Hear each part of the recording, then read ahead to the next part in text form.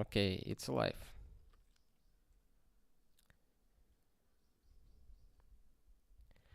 By the way, I think I need to share my screen in Jitsi as well, so you can see what is happening.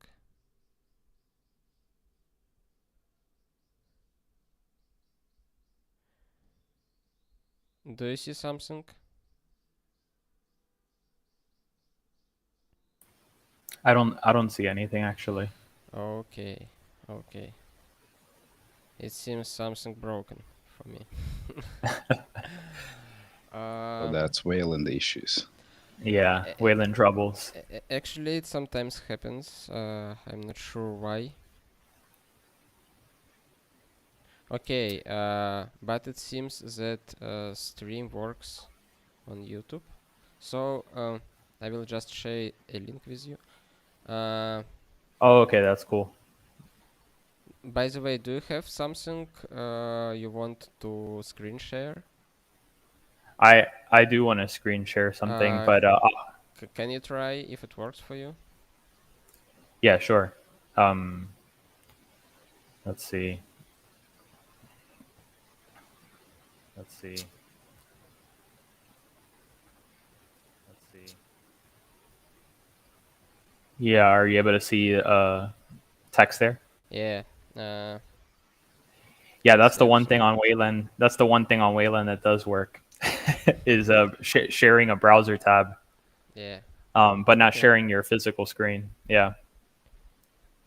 I'll stop. Actually, sharing a physical screen worked for me most of the time, but not today for some reason.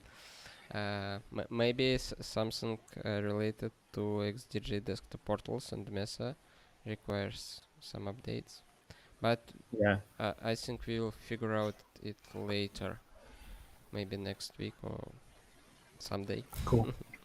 Yeah, uh, yeah. okay, for now I will just share a link to the stream so you can see my screen with a little bit of delay, but still see it. My talk will be mostly, text based, not so much examples or shiny stuff. Okay, let's start. Hello, Haider. I will open a chat on a separate workspace so I can read comments. Everything looks good to me. Hello and welcome everyone. Plan for today is following. We have two talks.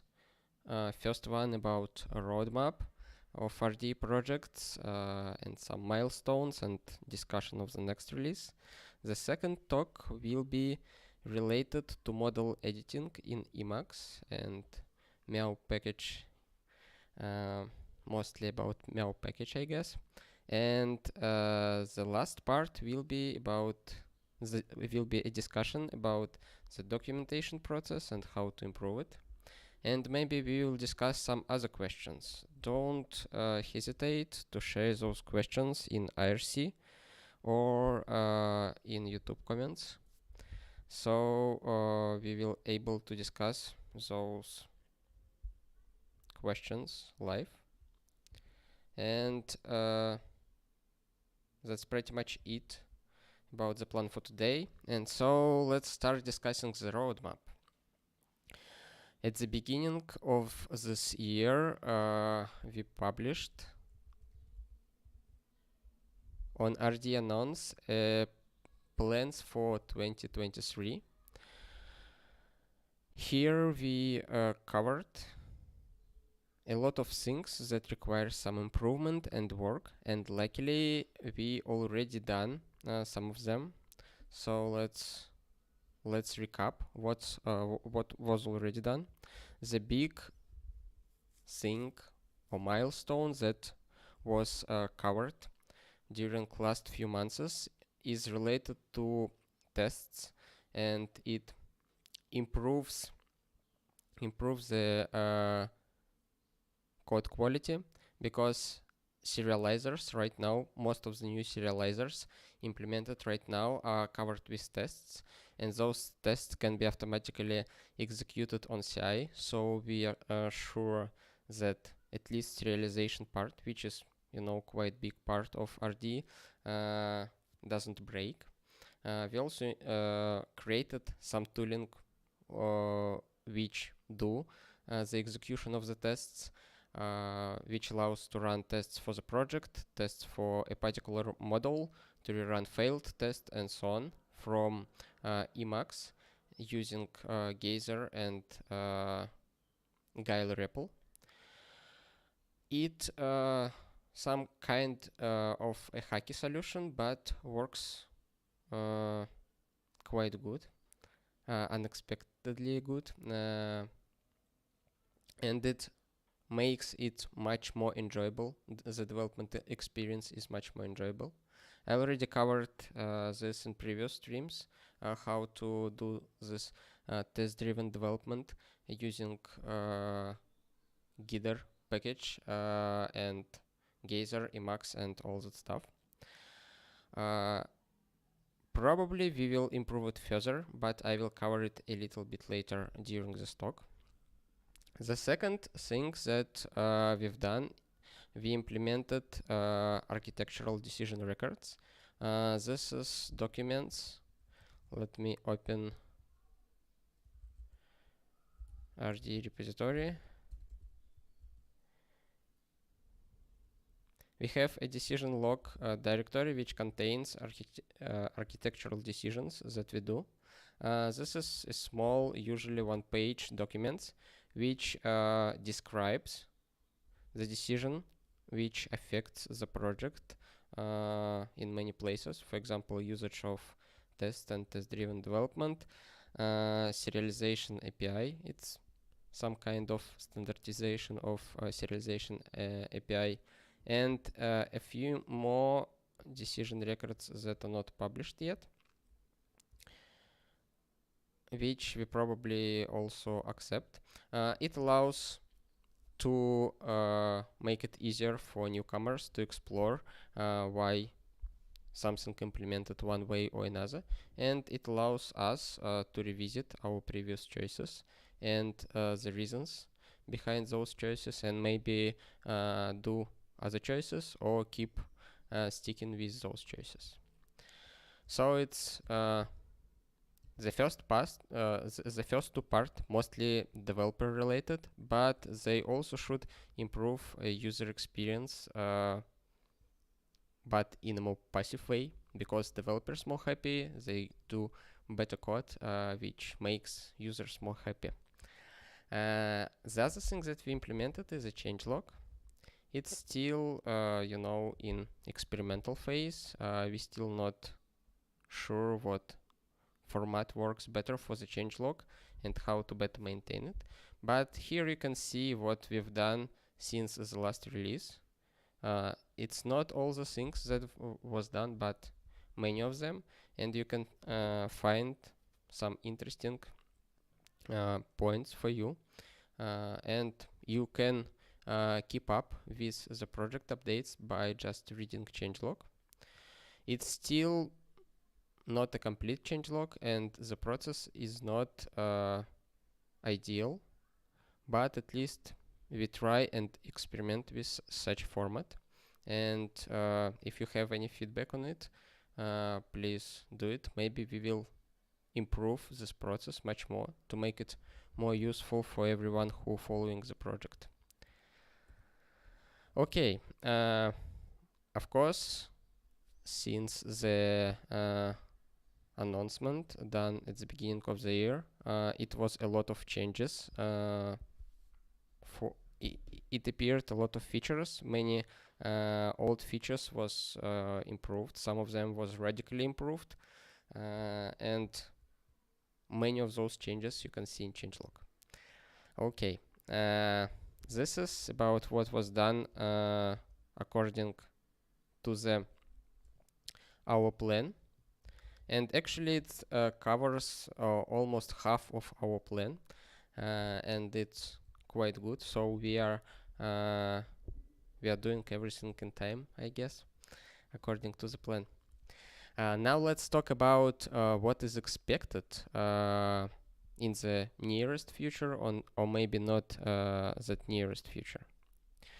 Personally, I have not the greatest experience with Geyser and the tooling, scheme tooling in general, and there are a few parts which are not completely missing, but implemented not in a perfect way. And comparing some other ecosystems like Clojure ecosystem or Ricket or some other, I feel that we are lacking as a community some tooling in this regard, and we can really improve here. And first one is nREPL. There is a Clojure nREPL. Actually, nREPL is language agnostic protocol for networked REPL, which allows to implement networked REPL with a few nice capabilities like session management, interruption of evaluation, and other stuff. And having nREPL implemented in Scheme, we will be able to build a good tooling on top of it. First of all, the tooling for emacs, which will allow to interact with guile REPL much more easier and in much more fancier way than it's possible with Geyser right now. For example, if you start REPL with guix REPL and connect to it with Geyser Connect, you can't interrupt the evaluation process. And if you somehow went to the infinite loop or infinite recursion or something else, or maybe just a process which continuously listening for some event, you won't be able to interrupt this process and continue using REPL. So you need to restart the REPL. And many other inconveniences that already exist in Geyser, and due to the implementation, can be easily fixed. Those things will be relatively easy to fix with nREPL. And we started to work on it. We implemented Ben coding and a very simple evaluation for nREPL. And later we will make some Emacs client for it. And I hope we will be able to cover all the functionality provided by Geyser with nREPL, like completion, evaluation, macro expansion, documentation, and other stuff.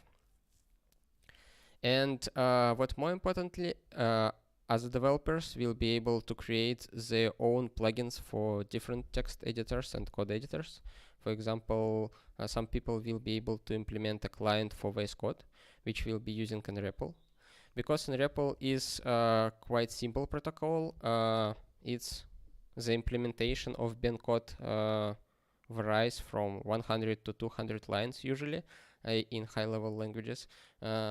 It will be possible to work with guile scheme not only from Emacs, but also from all other text and code editors quite easily, which is a good thing.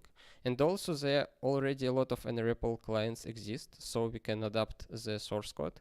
And you know, it will be much easier to develop ecosystem when it will be much more inclusive for other people.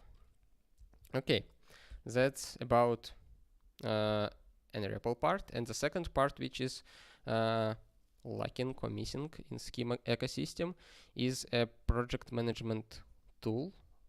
There is a Clojure. There's 3 tools in Clojure: Leiningen, Boot, and Depth Eden, which do this project management. In guile scheme, it's only one called whole D or something like this. It's called Guildhall maybe or something. Yeah, guile hole. Yeah, this one. Which unfortunately feels like just a fancy wrapper around after tools, which allows to generate a skeleton for the project, but not so about management of the dependencies of load passes of libraries. And also it doesn't provide enough functionality for running tasks. And those two things, managing dependencies and running tasks, right now covered by a bunch of make files combined together in a fancy way, which is not ideal.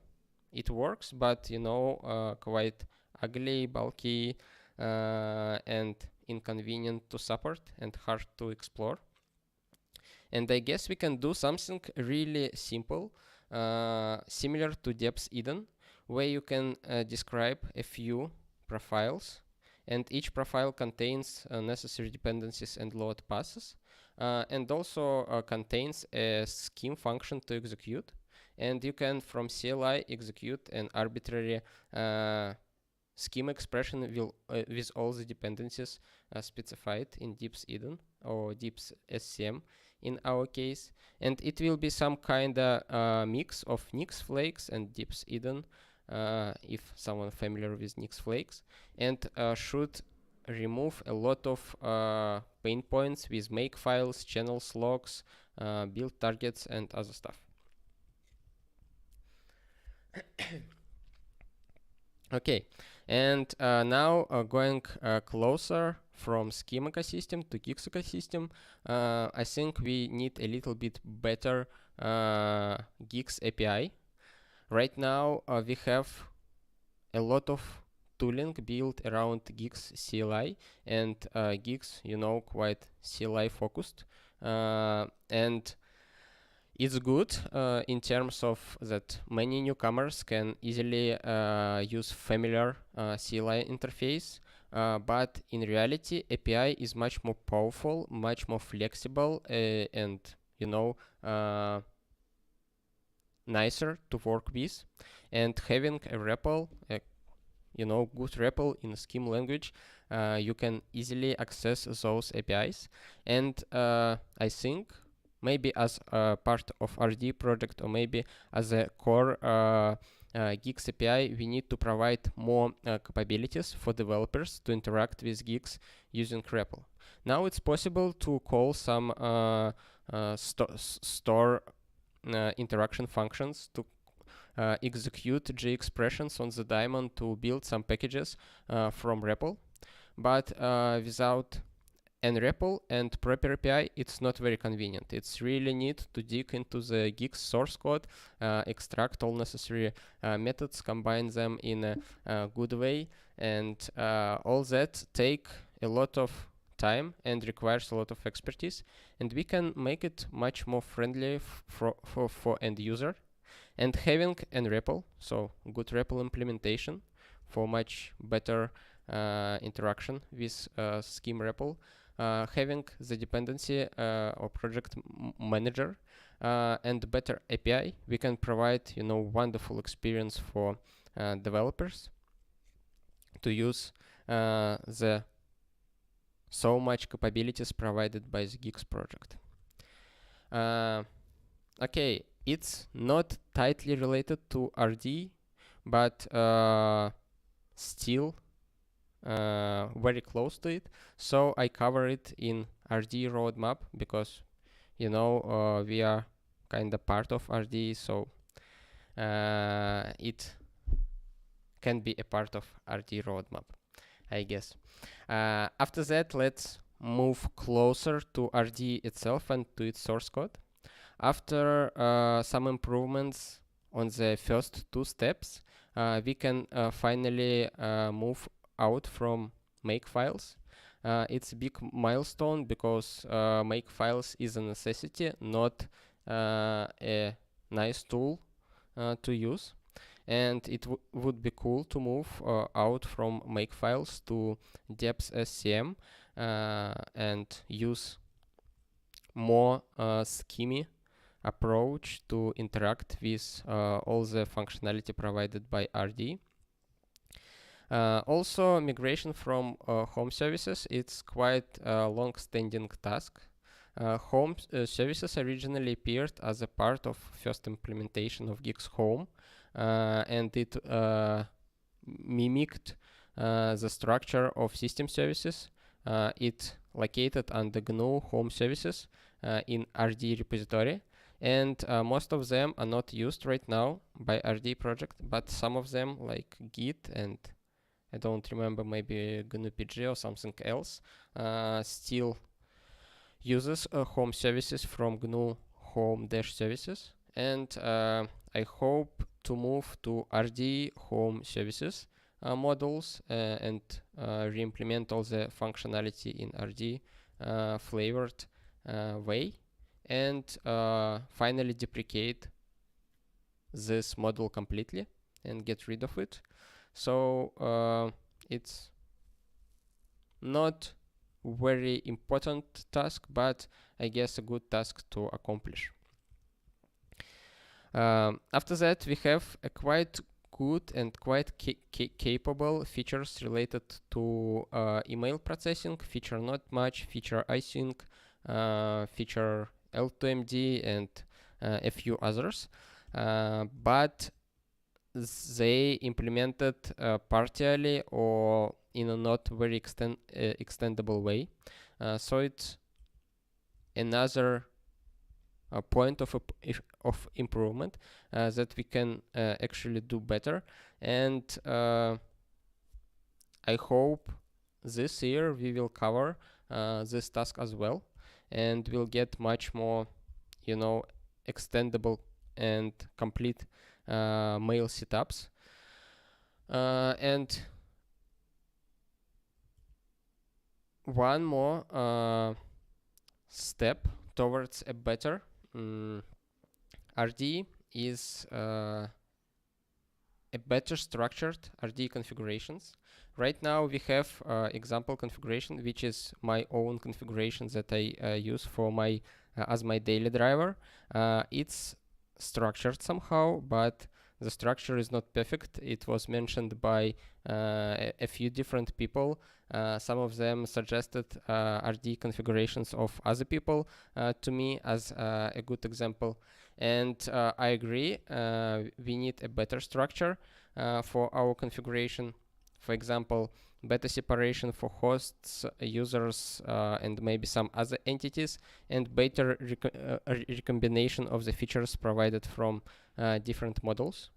And in combination with depth SCM and removed make files, we can get much more better example configuration and better configuration structures for RD users in general. And one of the recent features appeared.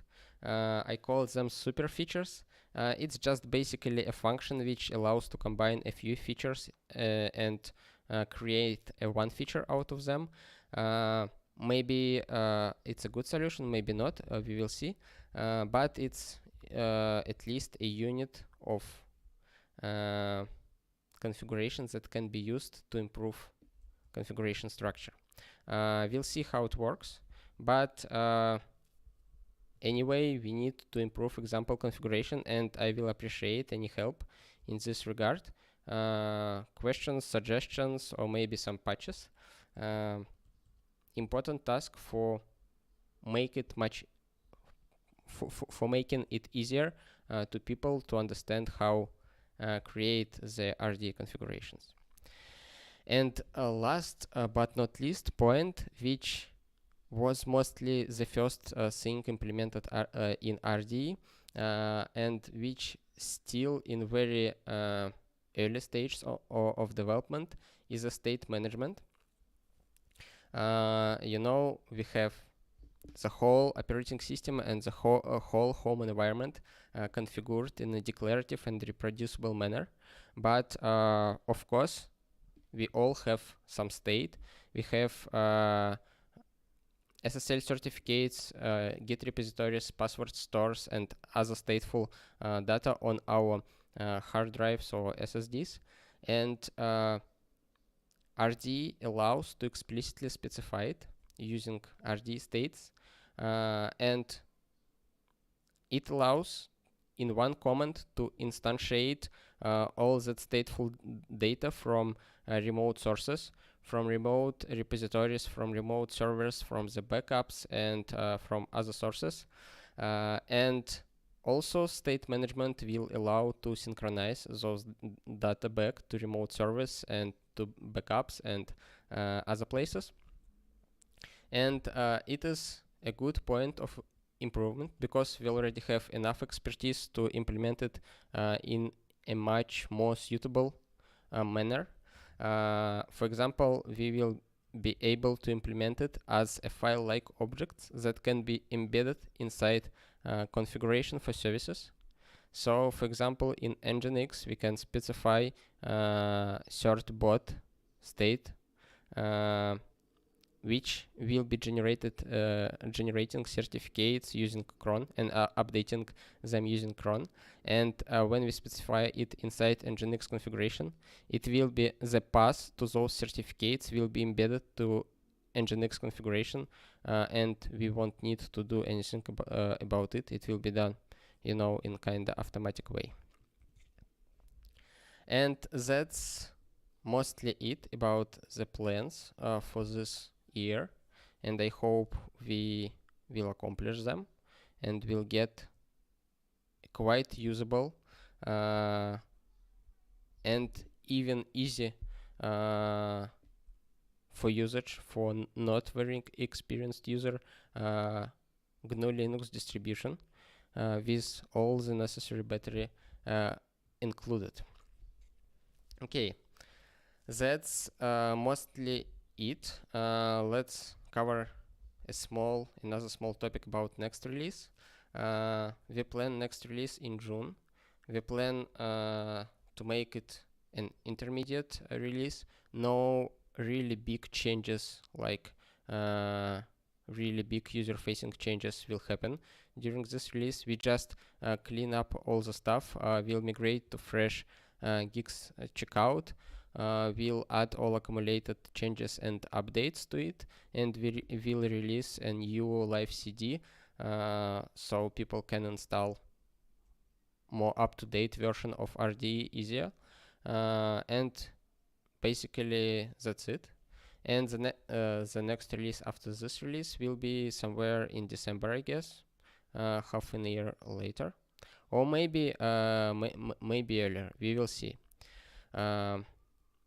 Okay, that's it about next release. Let's make some conclusion and recap of what I was talking here for almost 20 minutes, I guess. We did quite an impressive project in quality assurance and automatization due to improvement in tests and executing them automatically and so on. The next release will be just a accumulation of all nice changes and updates and new features, and we are targeting an improvement of guile tooling and ecosystem to improve the development experience, but also to make these tools to the users, to make it easier to use guix and RD from their development environments.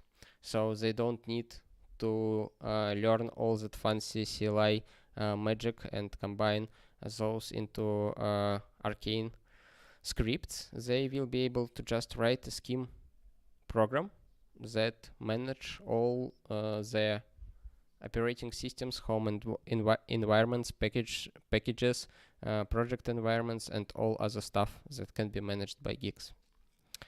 And we will be, after we do some work in this direction, we will be focusing on polishing experience for RD and scaling it, because after at least basic tools for developers are ready, it will be much easier to create more features for RD.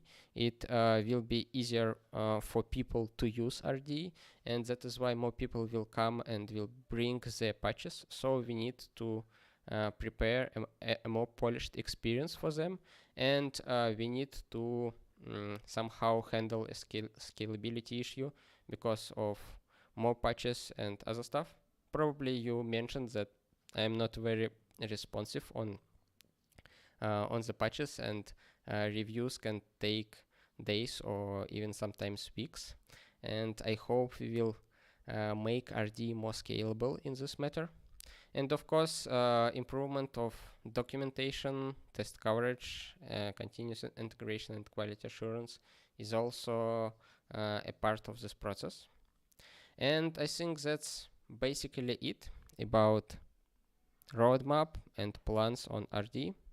So let's do a small question sections, and we'll continue with the second talk.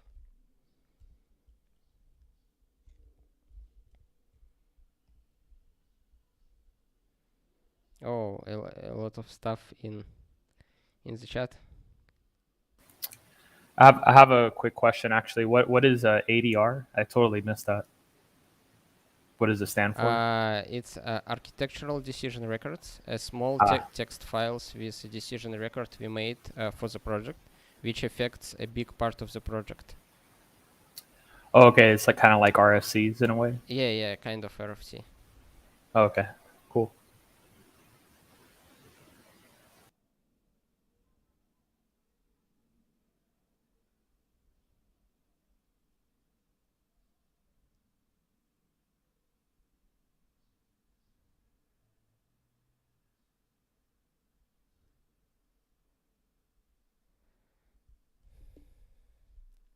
Okay, if there's no questions, let's make a 1 minute break. I will take a bottle of water and we'll come back and we will continue with the second talk for today. Cool.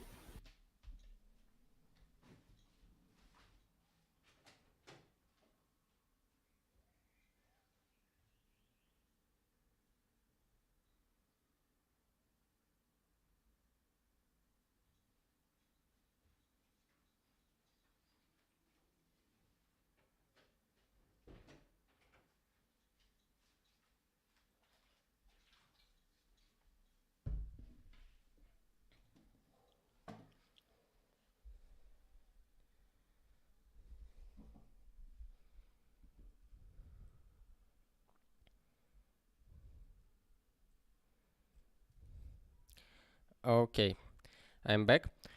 Do you want me to open your slides, or you will be sharing a tab in the browser? I'll be sharing. Okay. I want to try out this Wayland 1 tab share. Okay, so I will open a screen which will be showing your share. Okay, cool. Let me see here.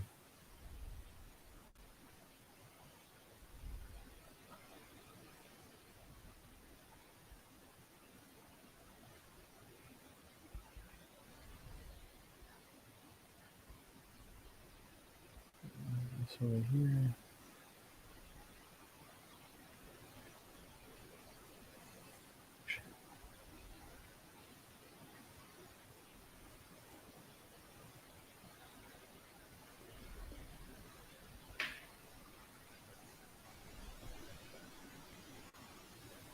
Just let me know when you'd like me to start. Oh, okay. I think we can start. I can see your screen. Okay, cool. Yeah, it's an interesting setup here, but whenever I switch tabs, I'll have to click to share it. But I think we'll see that. But anyways, yeah. So I should start. Yeah. Hold on. Go. There's like a loud airplane. Yeah. So I'm Jgart. I'm gonna be presenting today on emacs modal editing and meow. So a brief overview of what I'll go over is I'll be talking about how I came to Meow. I'll be giving a non-comprehensive overview of Meow. I'll also be sharing a first proposal or prototype for a feature Emacs Meow. And then I'll be finishing up with any questions. So I'd like to share some facts about me. So I've been using guix since around the start of the pandemic, more or less, something like that. I recently started using Meow. I'm very much learning it. I wouldn't say I'm a kitty expert, a Meow expert. I co-started Where's Everyone and Geeks Are Us, which is a Geeks channel and community where we just hack on geeks together, yet another one. And I recently got commit access to Upstream Geeks, which I'm very excited about. I'm going to try to devote some time on the weekends, a period to review patches by others and get those things merged. I'm currently on the Python and the common list team, but I'll be focusing primarily on Python patches. And I also recently started using RDE, which I'm really excited about. I'm currently running it to give this presentation, and I'm very much learning the system, but I think it's been quite great so far using it. And I can only share one browser tab on Wayland at a time currently. So these are some random facts.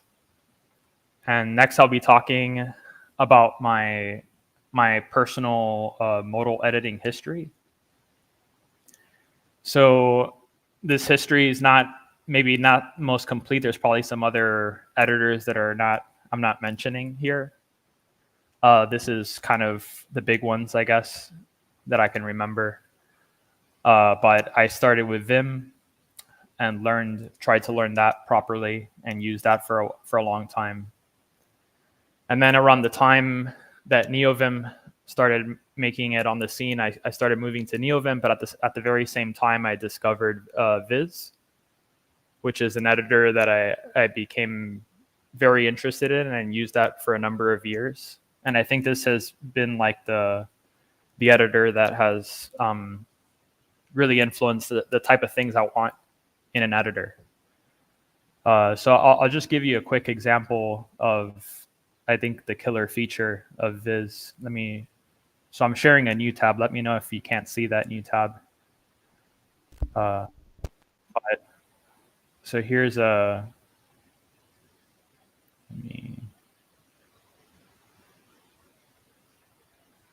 So here's an example of Viz's, like what I would consider Viz's killer feature, which is you have this SAM command language at the bottom that they're typing. And SAM is like a little DSL inspired by from Plan 9's SAM text editor, which was created by Rob Pike. And it lets you select text in buffer in just really amazing ways. And all this can be composed with Vim text objects. So you hear they're selecting pieces of the buffer, and the multiple cursors experience in Viz is just very tightly integrated. This is like one of the nicest experiences I've experienced for multiple cursors. So this for me was like a must-have, like something, whatever editor I use, I need this sort of experience. I just love being able to select text in this way. So this kind of influenced the choices and the type of things I wanted in a text editor going forward. So I'll go back to this. And the only problem with Viz is that it doesn't have a strong LSP language server experience, which is something I was using a lot at work, and I needed a good LSP client. And well, before I go there, the other thing I wanted to mention is that Viz also has extensible configuration with Lua, and that was another thing that I particularly liked about Viz. I've always liked Emacs, but I just didn't like the key bindings in Emacs. And I had used Evo mode before, but it wasn't as nice as using Viz for text editing. Yeah, so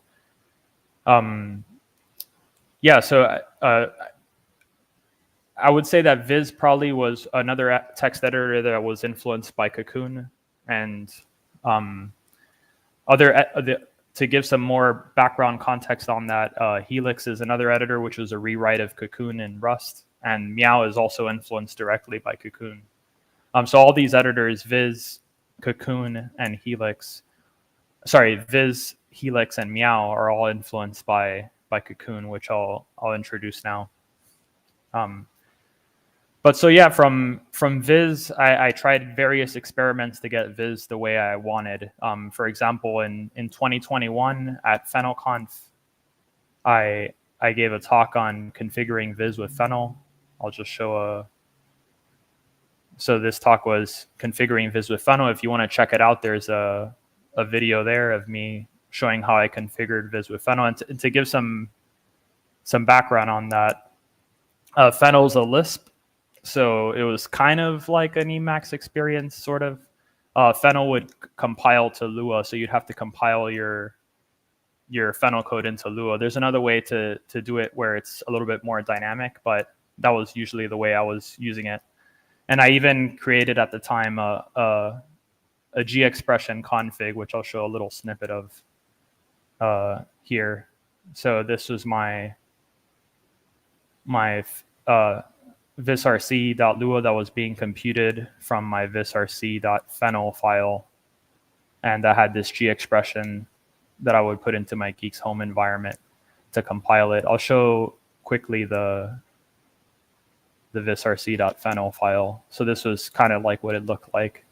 Now I was configuring Viz kind of like you would maybe Emacs in a way. But the APIs I think in Viz were quite nice because they were simple. I think the biggest thing that I was missing was a nice LSP client, which did exist, but it was a bit hacky. Other attempts I made at the time were even to I created this little Emacs package. I'll show that. Let me. So this Emacs package I was calling Emacs Viz is pretty much a hack, but you see, Emacs loves Viz. And this was like my way of getting my multiple cursors in Emacs, the experience I wanted. And essentially the way this worked is that it would launch a terminal with Viz in it on the current line and column of my current buffer. So in a way, I was kind of like shelling out to Viz to get my multiple cursors that I was needing, that I was yearning for. And then I would save and it would update my Emacs buffer. So anytime I needed to do multiple cursors, I would just launch a terminal with Viz from within Emacs. And I wrote this bit of code to do that. But that experience, I mean, it didn't feel as tightly integrated. And that's when I discovered Meow. And eventually I drank the Kool-Aid and bit the bullet and said, I'm gonna learn Meow and the more Cocoon way of doing things. And I mean, with that said, Meow is highly unopinionated, but I'll get into that now. So moving into Meow. So what is Meow? The way I would describe Meow, like TLDR, is it's basically the Cocoon editing concept realized on the Emacs platform.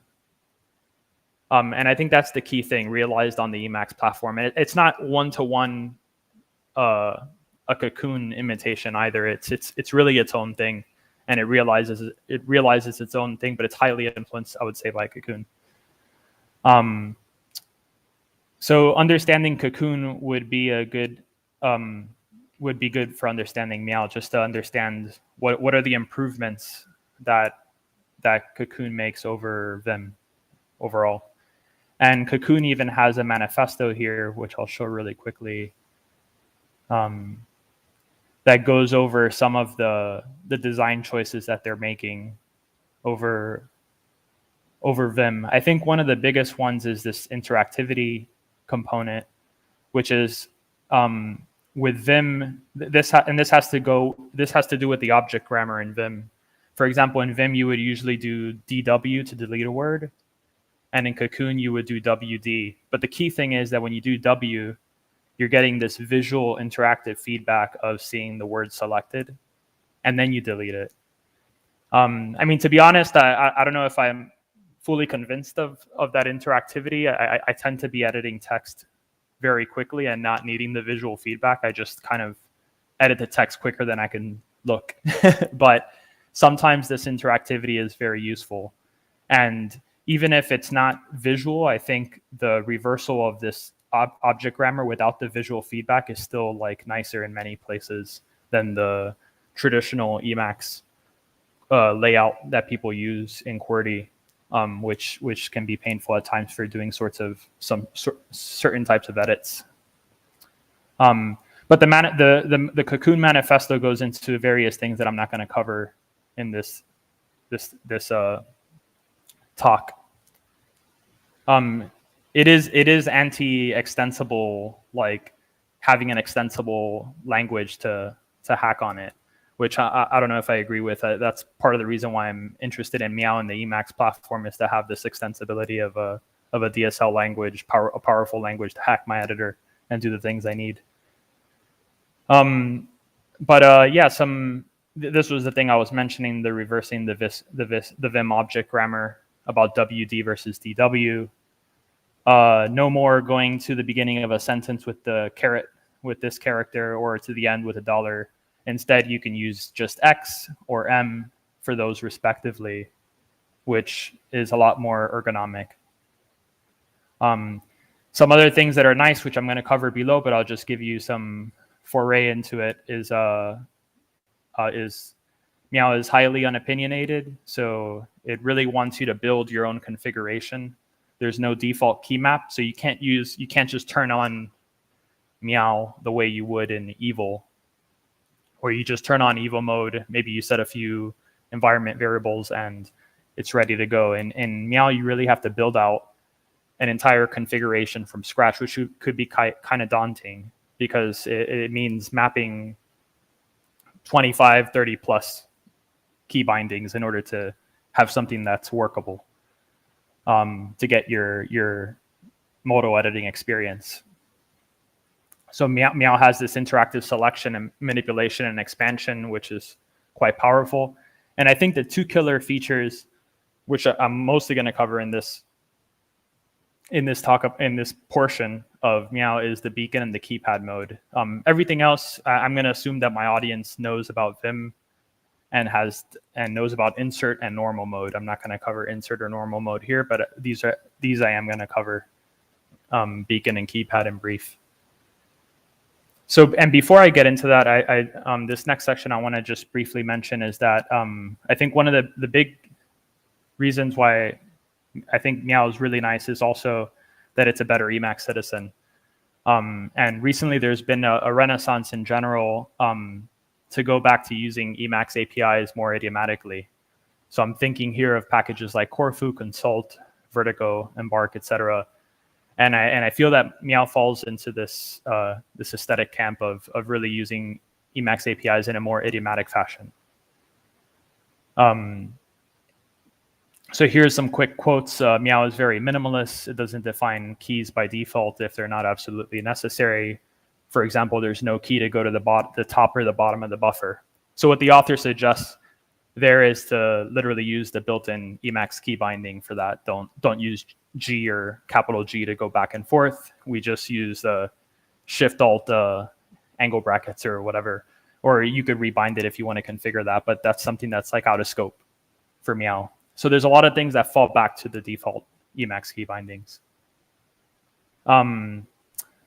This author, ESRH, in this really nice blog that I highly recommend reading, that I've linked, mentions, essentially, as the creator of Meow puts it, Evil has an extremely high cost of integration, the final product of putting in the effort, like how distributions like Doom, Spacemacs do, to make Emacs work sensibly with Evil doesn't feel much like Emacs at all. And I think this is like one of the biggest reasons for using Meow over Evil. Although you do have to subscribe to a more Cocoon way of editing instead of the traditional Vim approach is that Meow is really trying to make the experience as customizable for its user and as extensible. It wants a certain flexibility in giving you the offer of having extensibility. So, and he goes into some critical improvements of the way Meow improves over Evil and Vim in this article. I mentioned this. So going in now, the next main section that I'm going to talk about is keypad state. So I mentioned I'm not going to go over normal and insert mode. Those, there's nothing too groundbreaking there. I think it's the stuff you're familiar with if you've come from using modal editing in the past and normal and insert mode. But keypad state is quite interesting, and the way it's done in particular in Meow is pretty ingenious. I'm going to quote this one thing from ESRH again, which he describes it really, really nicely. This is like a very nice TLDR, which is the first key you press after space becomes the modifier that is applied to every key following it. So Control X, Control F becomes space XF, and Control C, Control V, Control T still becomes space CVT. So, and this applies to everything else. So this is like generates bindings for all the emacs built-in commands, and it follows this sort of mechanism. There's other mechanisms involved, but this basically is like the general germ of like the general concept for how keypad state reuses Emacs's underlying mapping system. And so I've prepared a few screenshots here of showing that in practice with my RDE configuration with Meow setup, and I'll give a few of them so you could see how we get these configurations for free. So this is using the QWERTY layout. I've configured Meow in a particular way using a QWERTY layout, but if you were to use a Dvorak layout or Comac, you would get a whole another set of key bindings that are just generated for you. But they map semantically to the same things. But so let me show you this tab. Let me just give me 1 second. So I'm sharing a new tab now. Hopefully you can see it. But this is my RDE Emacs config. Looks very similar to Andrew's. But the one thing I do have is I have feature Emacs Meow here. You can see it enabled. And as you can see here, I've pressed space, C, and A. And as you can see at the bottom, there is I get this little buffer that pops up. It kind of looks like God mode or a leader mode, kind of like a witch key thing, but this is all built into Emacs. And we get this map. We get if I were to press A after this sequence, I would get either the RDE calendar appointment map. If I would press P, I would get the RDE web pace map, or capital R, I would get the RDE tramp map. M would give me the RDE, lowercase m would give me the RDE MPV map. Lowercase v would give me the pulse audio control map. So just by enabling the QWERTY layout, I get all these leader maps configured, like generated for me automatically, and they're quite ergonomic. So moving back to my screen share. So here are some other nice ones that I particularly like. Space TT on my layout gives me Modus themes toggle. So I could toggle between dark and light theme. Space TK allows me to toggle the RDE keycast mode, which is quite nice. And then here's another one I'm going to share real quick. So I'm sharing a new tab. Space C inside of an org mode file gives me this entire buffer, this entire hint buffer with all these different org mode commands. So this was space C, and then if I press any of these, I would be able to trigger all these different functions or go into other leader maps that give me other functions available. And then here's another one. Give me 1 second. So this is in the MPV from the feature MPV the RDE feature MPV for leader map, and you see these are all the leaders that Meow had generated for me. Yeah, so beacon state. Let me just. So that's the one. So that's keypad state. It's kind of like a God mode or a leader mode that Meow uses. That generates a lot of configuration for you, so you don't have to maintain the configuration yourself. And then, so beacon state is kind of like Meow's answer to multi-cursor editing, the type that I showed earlier in Viz. And this is the TLDR is that Meow embraces K-macro, which is Lisp K-macro.el in the Emacs code base, the K-macro system, which is it reuses the K-macro infrastructure. It kind of uses, you could think of K-macro as kind of like a backend. It's using it as a backend, and it builds an API on top of it called beacon state. And beacon state just makes it very convenient to do multiple cursors. It really gives you, they've kind of reinvented the Cocoon multi-cursors experience, or the Viz multi-cursors experience, on top of K-macro. And that's basically the TLDR on it. But I'll show, there's a nice video example of the author demoing beacon state, which I'm not going to go into, but I've linked it in my slides that you can check out later. But I'll give one GIF.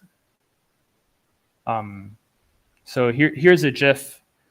I mean, and beacon state can do so much more than this, but I'm just going to give one quick example, which is here. This is changing. So this is case 2 in the documentation, showing how to turn all the dashes into underscores. And I'll give you a little hint as to how I do this in my QWERTY layout, but it's basically I press X, and that selects the whole line. And then I press G to get into the beacon state. And then I search backwards for the dash, and I change into insert mode, and I delete the dash into an underscore, and then I press escape to exit. And that'll turn all of them into underscores. Sorry, it seems that Jitsi cropping the bottom of the screen. Can you back to the video example and scroll it a little bit down? To the GIF example. Yeah, is it better now? A little bit more. And a little bit more. Yeah, now I see the bottom line, but don't see the top of the line. Maybe you can how about zoom here? Out it. Oh, you know what? Let me look at maybe I can see what the live stream is doing. Oh, okay. I can see the live stream on my end. So yeah, I think it's showing up on the live stream fine now. There we are. It's right in the center of the live stream. Okay. But the main thing I wanted to show is just the animation. You're seeing the animation there? Yeah.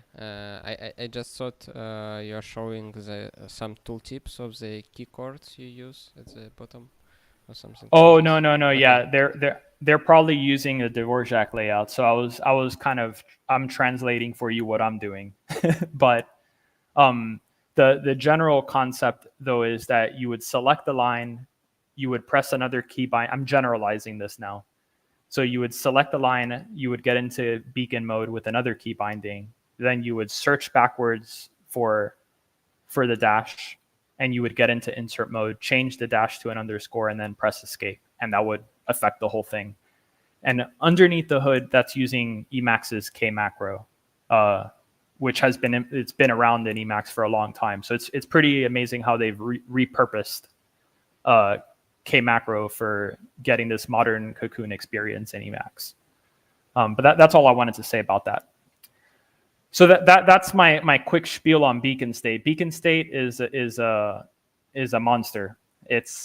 I'm still learning it, and there's so much to learn in it. There's so many ways to use beacon state. You really have to practice it for a long time to figure out all the ways that you can, because imagine beacon state can be composed with your entire Emacs infrastructure. So there's so many ways that you can combine beacon state with your existing Emacs APIs and infrastructure and tooling. It could be combined with other Emacs packages to do multiple editing stuff. So it's the world's your oyster here for what you can do with beacon state. But that was just a quick like hello world into beacon state of one way that you can use it. So then I'll be moving on to tree sitter. I'm not going to cover tree sitter in this talk. It's also very experimental at this point. There's one package I'll quickly show the state of experiments with Meow and tree sitter. So there's this person that wrote this package. As you can see, it's about 78 lines. That's including license headers and comments. But essentially, the TLDR is they're importing Meow and tree sit, and you can start just binding Meow APIs to tree sitter APIs to do stuff. But it's here they've written a few things to use it, but it's kind of a more of like a proof of concept of using Meow with tree sitter. Let me go back to this. So, and the ESHR, this person that I've referenced a lot, they're also have been experimenting with Combobulate, but if I remember correctly, in their dot files, they're just using it directly and not necessarily mapping stuff directly to Meow as of yet. It sounds like from what I've been talking about with the Meow community is that there's probably a lot of interest going in using the tree sitter APIs directly and coming up with a custom solution than necessarily using Combobulate, which is another Emacs package that wraps tree sitter APIs. It sounds like the direction to go in would be to create your own package that's highly opinionated for Meow. And that probably wouldn't be built into Meow. It would be like a custom third-party package. There's philosophical reasons that you can read about that I've linked in my slides as to why that wouldn't be built into Meow. But Meow is very opinionated about only providing the core of what you need in order to have a modal editing experience. So that covers my intro to Meow. The last section of my talk is about a Meow RDE feature that I started prototyping this past week. And here's yet another meme. Kitty waiting for Geek System reconfigure to finish. But the main thing I think that I'm curious about proposing in an RDE feature is, well, above I had mentioned that Meow is very highly unopinionated. So it really wants the user out of the box to configure their own keyboard layouts. Now that said, the authors do provide documentation for each of the major keyboard layouts as a starting point, as a suggestion. They're specified in org mode files. Like these here, I'll show a quick one for QWERTY. It's in the documentation, they kind of give you this. But they don't say that this is like the source of oh, hold on, am I sharing? I think I'm not sharing screen anymore. Am I? Yeah, it disappeared. Give me 1 second. Okay. Wayland troubles. Anyways, I think we're back now. But this single tab sharing though, I feel has been pretty solid so far. So so the user has to specifically copy the keyboard layout configuration into their Emacs configuration and set it all up and decide on how they're going to do Dvorak, how they're going to do QWERTY. And so my initial proposal for a feature Emacs Meow, here's the function signature. And this is very much work in progress. This API is like bound to change. This is what I'm currently using on my personal RDE configuration. But essentially you pass in the Emacs Meow package as you'd expect. And then you have a keyboard layout. I have here, I'm explicitly stating, well, sorry, this is the default argument. So the default I've personally made to QWERTY, just because I'm the only person using this currently. But I've prepared association lists with Emacs Lisp code in it, which are basically copy paste from the documentation currently. But the idea would be to maintain those keyboard layouts for the community and provide them with an opinionated, out-of-the-box solution for quickly getting set up with Meow. And I think this would lower the barrier to entry for people if they just want to turn on feature Emacs Meow and use the Dvorak layout. They don't have to think too much about it, and they just have like an opinionated way of using Meow that they can use, that people are using as a community. These are some other things the other settings that I thought of configuring. The position hint delay, just when you're selecting text, as you can see here, there's these little numbers that show up on the left-hand side in blue, if you can see there. And if you were to press like 8, for example, the selection would jump all the way to 8. And the position hint delay depends how long those numbers will stay on the screen. So in my case, I have them set to 2 seconds. But you can set them to like 10, 20 seconds if you don't want them to ever go away. But they would go away if you were to change direction or something like that. The other thing I've configured for myself currently is the pop-up key binding description delay, which is this little pop-up, how long it stays open. You can also set it to 0 so it immediately doesn't show up, for example. The display bounds pop-up is another thing I've configured to turn on or off, and that's when you get inside of a form, and this doesn't have to be a scheme form. This could be inside of a Python function, for example. I'll quickly show this tab closer. Here I've pressed comma in my layout, and this shows up this little buffer, and from here I can select different syntactical constructs. So in this case, for example, I can press the letter S for square, and that would select everything inside of the parentheses. And then with that, I can just press S and delete everything.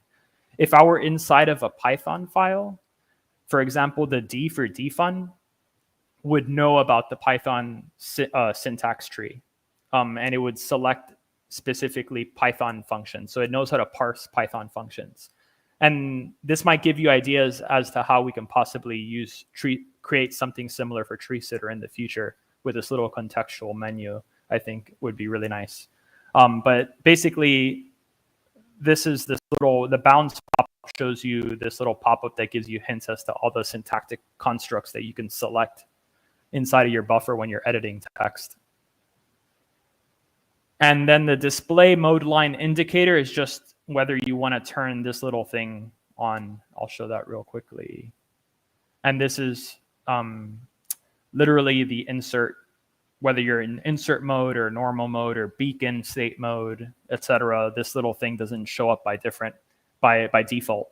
We take this kind of for granted because Vim just shows it to us always. Or I mean, it could be configured, but this is I've made this configurable explicitly in my current feature Emacs Meow that I'm currently dog fooding. So here's the full source code. I had put it directly inside my slides because Source Hut certs were like down yesterday, so I didn't know if I was going to have access to them, and I couldn't share my screen directly because of Wayland troubles. But here's the whole source code for the feature Emacs Meow. Here's the different layouts I've configured as this is one that just generates one of 2 layouts. And TLDR, here's the feature. And see here, I just splice in the keyboard layout, and we set variable bindings as usual. This still needs work to be done on it to be ready, but this is what I'm currently using in my own setup. So yeah, version 1 of the patch is to be announced. And that's the end of my talk. I've given some Meow links also at the bottom with different links that stuff that I was researching in the presentation that I think might be of interest to people who are curious about Meow. With that said, that brings me to my section on questions and fluffy thoughts. Does anybody have any questions they'd like to ask about Meow or the RDE feature, or any feedback code review would be much appreciated. But yeah. I have a question related to automatically generated key maps. As you said, you can press space something something, and it will use Control X, Control F. And what about if it's not a control prefix, but no prefix or alt or something like this? Yeah, so I don't fully. This is like almost a black box for me in some regards, but I do. I could give you like a quasi answer, but really, I'm still trying to understand that. That's a very good question because I'm fully haven't been able to explain it to myself even yet, but because I haven't read the source code deeply enough yet. But these edge cases that you're talking about, like with these key bindings, for example, space G doesn't do what you think it would do, like to do Control G, because obviously that would just cancel the buffer. So what it actually does is when you do space G in my layout, the QWERTY layout, it does Control Alt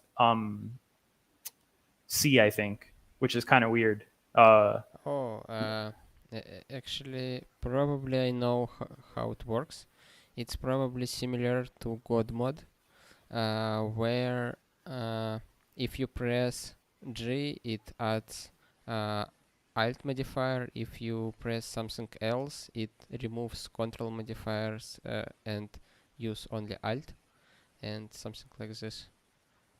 Oh, actually, I just tried it. So what it does is it if you press space G, it actually does Control C. I mean, it does Control and Meta. Mm-hmm. So basically, anything that you would press after Control Meta together, like C-M-, mm-hmm. then you would be able to press the key binding after that. That's what it does on my setup, at least. How you press Alt S F, for example? Alt S F. Oh, right, because that's used in RDE to do the consult find. Let me see. Actually, I'm not sure. I'm not sure how to do that one in Meow yet. But I'm just using Alt S F currently. Okay. But there's probably a way to do that. But it doesn't look like pressing space S is doing what I think it does. But I think the takeaway there, though, Andrew, is that it works as you think mnemonically for certain key bindings, like Control X F does map to space XF, but this doesn't hold everywhere. Meow makes certain decisions about how that works in certain places that are all documented, that you have to look at in the docs, that where it diverges from the general mnemonic that we think of. So you just have to remember those rules, but it does the same things. That's the good thing. Okay. Probably it's space M S F. Can you try it? Let me see. Space M S F. Yes, you're right. Space M S F. And I had done that before. I just forgot about it. Like I said, I'm very green right now with Meow. But space MS. Now, if I were to press F, it would do consult find, which is set up in by RDE. It's defined in the documentation. You press M for Alt. You press G for Control Alt. Yeah. Okay. And I had been using space MS before, but I used it a few times, and I think I just started using the underlying Emacs key bindings instead, because I preferred them in that case. Yeah.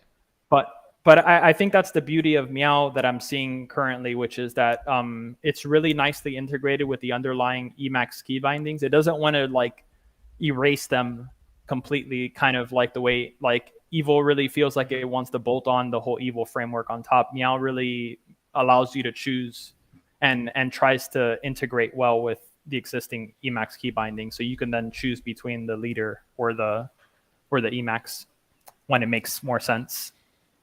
Actually, it's very cool. One of the reasons why I left Evil is because it's too much invasive. I was original Vim user for many years, and I switched to Emacs and found that, you know, evil really make some emacs things inaccessible or hard to access, and it gets in the way. And it looks meow much more gentle in this case, and doesn't shadow or hide emacs functionality. Also, it has much better approach. You mentioned that it uses that it swaps how comment works. First you select the object, and after that you apply an action to it. And this is a thing that I really missing often in both Vim and Emacs, when I want to visually verify that I selected the right portion of the source code or text, and only after that apply the action. And also Meow combines the good things of model editing, both evil cocoon and god mode. So, you know, it seems like a very promising package. Maybe someday I will come back to model editing and will use Meow. Cool. Yeah, I actually what you just versed about evil, I think ESRH basically their article describes what you were experiencing with evil, which is that, and I'm sharing it on my screen. Evil has an extremely high cost of integration. The final product of putting in the effort to make Emacs work sensibly with evil doesn't feel much like Emacs anymore. You know. Yeah, it's very true statement. Yeah. And I think that's also been my discontent with it as well. And when using like Evil Collection, for example, doesn't feel as comfortable to extend it. Where Meow really feels like it feels very simple. It feels like you have every single editing construct that you'd want to do to edit text is just an Emacs Lisp function. And then you're basically binding that and composing it into new abstractions. And that's what it feels like. It's just really well built. But I did want to make one quick shout out to this ESRH again, but they're really doing some great stuff. They basically abstracted out their Meow config to Niatouch, and I would check out their config, because they use smart parens and AV with Meow in a really unique way, where they bind Meow normal mode key bindings to smart paren. So they kind of have the whole paretted experience. It feels like they've kind of re-implemented Lispy, the Lispy package in terms of smart parens as a backend with Meow. So it's something to check out.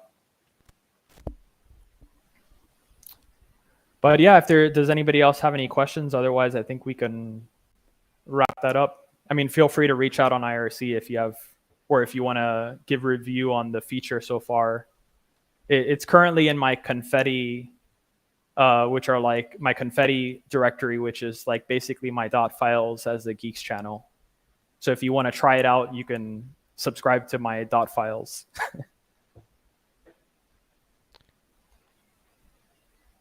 I don't have any more questions. I will copy your the link to your presentation to the description of the stream, so other people can find it. Cool. Guys, I just want to make a brief comment. As someone who is a non-programmer, I don't have a formal education in this, or I don't write code as a profession, but I use Emacs for a number of years, and I use evil mode, and specifically on my main machine, I use Doom Emacs, which I believe has quite a good way of key bindings that's starting with space, which I see as a call like for do something, like instead of Control X, Control F, you just press space FF. And I haven't really dig too much into Meow. I heard of it, of course, and it looks very promising. And I can see that from your presentation that it's also very flexible. But for example, if I would try to switch to Meow from the Evil collection, or even from the pre-configured key bindings of Doomy Emacs, I would probably find it quite difficult to write my own key bindings and try to come up with a key binding scheme that I feel comfortable with. Yeah, and the main reason why I use Vim key bindings for text editing and also I use it in a browser in Vimium extension for Firefox or Chromium because yeah, I can use the same key bindings for the whole of my system, and I find it very comfortable.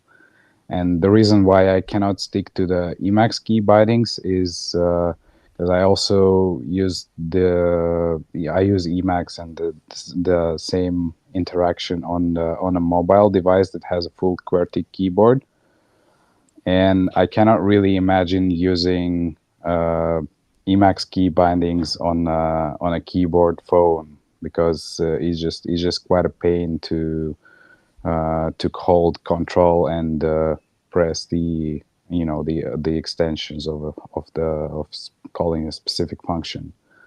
So if meow would be quite usable in some pre-configured way, both in the text editor and the browser and probably whole like system wide, then I would definitely consider switching to it, because I also see some inefficiencies of using like evil collection or like basically the Vim key bindings for the main navigation keys and text editing keys, because yeah, sometimes it's just you just randomly hit like sporadically some key combinations that don't make sense. And we had this discussions about this with Andrew, and he also said that it probably makes more sense to switch to Emacs key bindings instead. Although, yeah, I just cannot see myself using the standard Emacs key bindings for most of my navigation around text and web pages. Oh yeah, just a brief comment around this topic. Yeah, But, I feel like a lot of what you just described is like kind of my motivations as well for using Meow.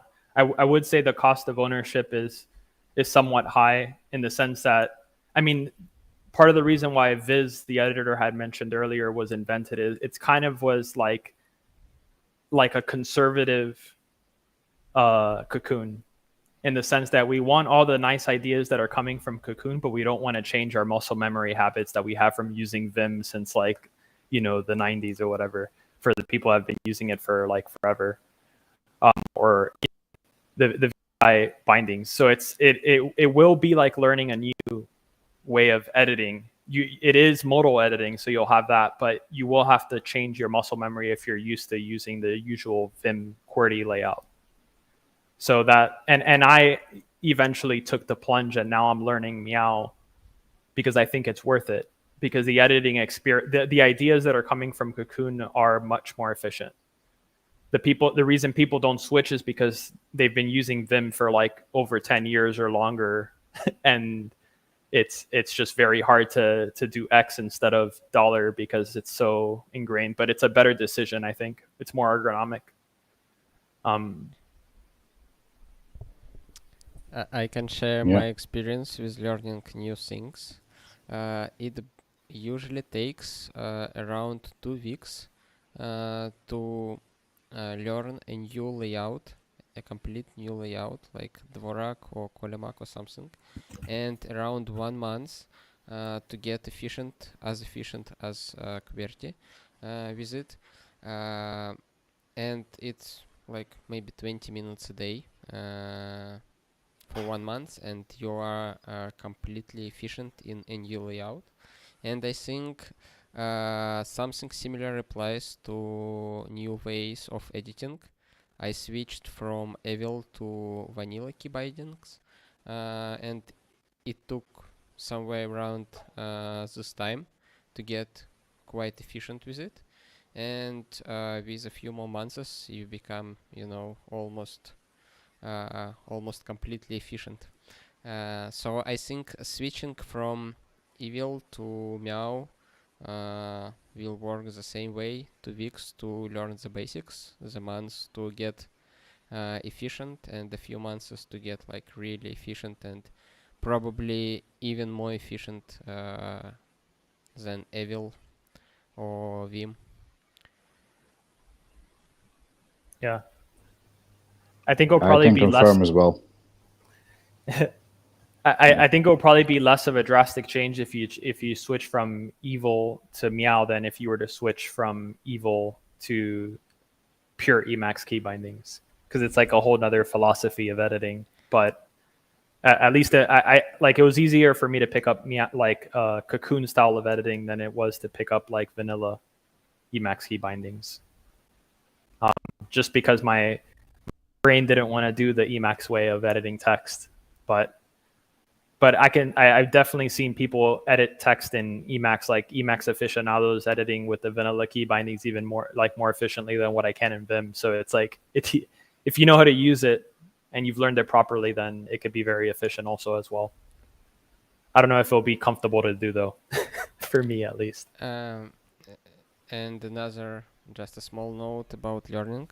When you're switching from similar thing to very similar thing, like for example layout, when there are only a few keys changed, it's much harder to learn a new thing. If you switch from QWERTY to Dvorak, it's much easier because it's, you know, completely different layout and you need to learn it from the ground up, and you don't have bad habits brought by QWERTY. So learning completely new things sometimes even easier than learning something similar. I agree with that. I've experienced that myself. Okay. So, quick question. Mhm. Jgard, what are you using right now to use Meow with smart parents? Are you using the Nyata stuff? Are you using Lispy? What are you using nowadays? I'm using feature Emacs Meow, the one I showed on the. Okay, so it's really production ready for you, at least for your use. Oh, it's working.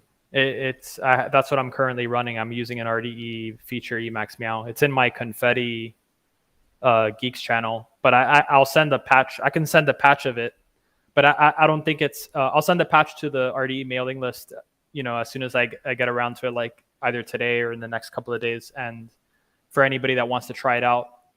But I think it needs some more time to think about the API, like, because I did it very quickly. I created that feature like a few days ago, pretty much, just before I gave this presentation. So I haven't thought too deeply about all the configuration settings that should be part of it, but it's working well enough for me to use it. Yeah, that's what I'm currently using. Okay, cool. Thank you. Yep. Thank you very much for your talk. It's like really inspiring, and you know, I want to tinker with Meow and try it.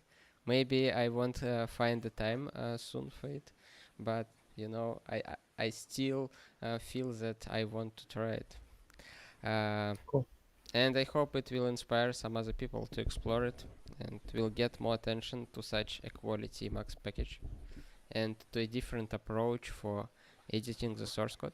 And I'm especially inspired that someone going and trying to do something like Meow 3-seater, which will make the implementation of structural editing based on Meow much more enjoyable and robust. It won't be a mess with regexp. It will be like a real structural editing based on the syntax of the underlying language. And I hope this project will succeed and will get enough attention and will continue developing.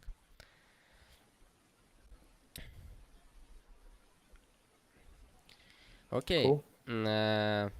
We have one more topic to discuss.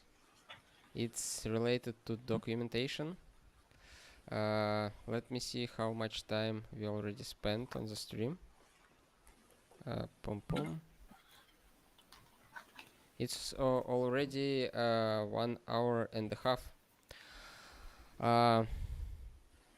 What about finishing our today meetup in a few minutes? Like, if we have any other questions, like quick questions to discuss, let's discuss them today, and let's postpone the discussion of documentation for the next time, because it's already quite late and we already here for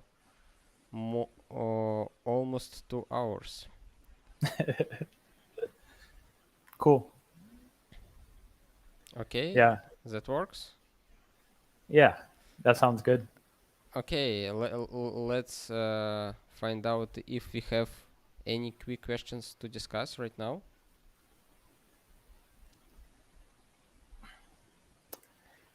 For documentation, just read the doc strings, code, or read the code itself. No, I think the documentation thing is really important. So it'd be good to recap that in a future meeting. And I have some ideas about how to do it given the defined configuration and the. Anyways, I'm not gonna say too much. We'll do that in the next meeting. Okay. Yeah, I also mentioned somewhere in my notes that I would like to make a better documentation, and it means to make it after generated in some cases from the doc strings and define configuration records. So it's a good point to discuss. I think that we can make another meetup like in I'm not sure yet. Maybe in 1 month. Maybe we will prepare a release at the moment, and we'll make a meetup after the release, and we'll discuss, the direction, the documentation, and other important questions about the project, and we'll get a much brighter future for all of us. I think everything will be brighter once the Wayland sharing starts working for Jitsi completely. Yeah, sure. I think next week I will update guix channel version for example configuration, and we'll try dig in and find out why it doesn't work for you. Probably it's related to Mesa and desktop portals, but we will see. Yeah, I just can't go back to Xorg. Yeah, go ahead. No way. Yeah, I just wanted to make one suggestion that I think is related to the documentation, probably, but probably, of course, it needs some additional work. But it is about how to set up an RDE virtual machine on like any computer, because this reproducible development environment should be available to anyone without the need to reconfigure your whole existing system, or in case, even if someone is probably using Windows as their main system but wants to just use this as an additional part that is just complementary to their whatever system they're using now.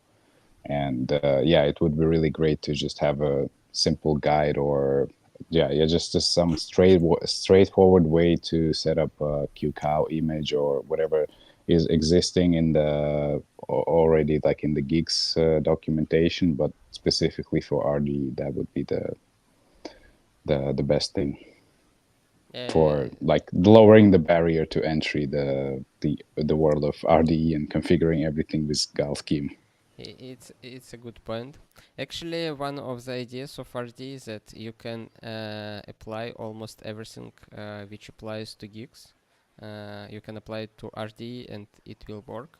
So this is one of the reasons why such questions are not covered in RD manual. But maybe it makes sense to duplicate or to specify these things in RD manual as well.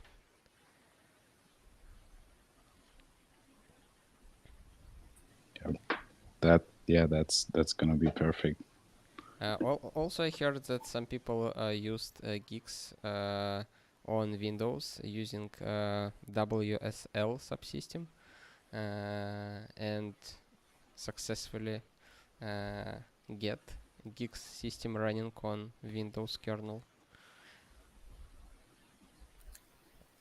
I think what Laszlo's pointing to though is like the streamlining. For example, like in the feature emacs meow, I think the biggest killer thing that I'm thinking it will bring is the fact of highly opinionated configurations, so that people don't like. That's what Spacemacs. That's why so many people use Spacemacs and Doom, because it's highly opinionated. They don't want to configure. They don't want to tinker as much. They just want like this amazing system to be working out of the box. And I feel like that's kind of like what the features in a way offer. Although I think they are designed really nicely to be extensible more so than even Spacemacs, which is quite nice. So they're highly opinionated while still being flexible enough to be very hackable and extensible. And but the highly opinionated part is, I think, really important. Like having one-liners to set up a QEMU image instead of like reading through the upstream guix manual to then piece together, oh, I need to enable this and I need to read this sentence to then, oh, that makes sense. Now I need to configure this one-liner or these three commands in order to get my QEMU image up. If we had like a single CLI that just said start QEMU in one command, that would increase the barrier, lower the barrier to entry for a lot of people and make it so convenient to use. Yeah, it's very true. I'm completely agree with it. The one thing that I mentioned today is improvement of API and project management tools will allow to make such tasks much easier. The real one-liners in Makefile will be possible to do, and after that, I guess it will be easy to document such things, because right now it requires like a few lines, a target in the Makefile, some snippet of code in the scheme file. But after we improve tooling, it will be even more easier, and the documentation will say to launch RD QEMU, you just run this one-liner and everything works. Yeah, and we're talking about like that right there is at the level of like even like going back to the idea of like a business, for example, because you've been talking about that, the idea of having like an RDE business. And if you think of businesses in general, like there's so many businesses that like the core thing that they're providing is convenience. And Right. like think of like Volter and like the one-click apps that Volter has. Why is that such a killer thing? Because people can just click one click and have like a mumble server set up. They don't have to go and put a whole scheme record together to like and edit the fields of a scheme record in order to have a mumble server. So they just click a button. But our version of clicking a button might just be to run guix deploy mumble or something, right, or similar. But it's the convenience of not having to, the convenience while not giving away the flexibility and extensibility. Like you want to make it convenient for people, I think, but you want to not completely take away their freedom or their privilege to be able to go down and really configure to their heart's content when they're ready. So having your cake and eating it too, basically, I think would be the ideal system. This is actually the direction I think RD moves on. The first thing, we introduced opinionated features which are easy to use, which are pre-configured, and so on. Right now, the part about guix deploy and make files is a little bit too complicated for users and too inconvenient. But after a few steps, we will improve this part and we'll make it much better. And I hope by the end of the year it will be a really almost the same level of convenience as we mentioned, like one click and you get your server instantiated or your home environment created with all necessary configurations. And also we with Laszlo works on the project which is like cloud platform like Walter DigitalOcean or something like that, but based on guix and RD. So probably in the future we will be able to apply it for this domain as well. So you can instantiate the whole development infrastructure or project infrastructure, maybe even not a development related, just in a few clicks and in a simple config file. And you press the button and you get everything deployed to the cluster and everything backed up, synchronized, and so on. Cool. Sounds awesome. There's lots of work to be done, but yeah, pretty confident we'll get there. Yeah, probably we already discussed it on IRC when we was talking about Fly.io, Capsule, and something else, and Guix Forge project. Oh, so yeah. Somewhere in this direction. Cool. Okay, I think that everyone is already a little bit tired. I'm really glad that we all gathered today and discussed a lot of interesting topics and shared a lot of interesting insights. I get inspired by the talk about the meow. Thank you very much for it. Thank you. It was a pleasure. Okay, thank you everyone. Thanks a lot, guys. I think we will see each other soon, and let's keep our discussions continue on IRC and Matrix. And we'll see everyone in a bit. Yep. Thanks, everyone. Onward, forward. Yep. Later. Okay. Bye-bye.